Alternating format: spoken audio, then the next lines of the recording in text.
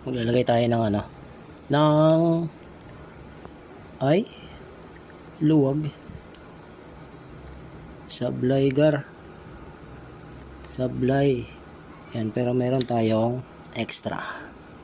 Yan, extra gar.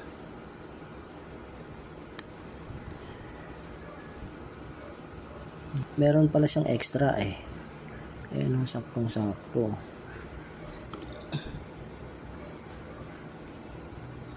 Saktong-sakto. Yun o.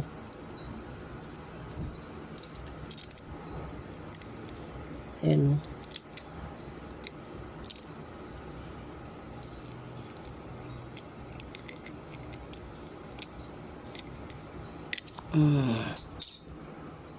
Pogi. Right.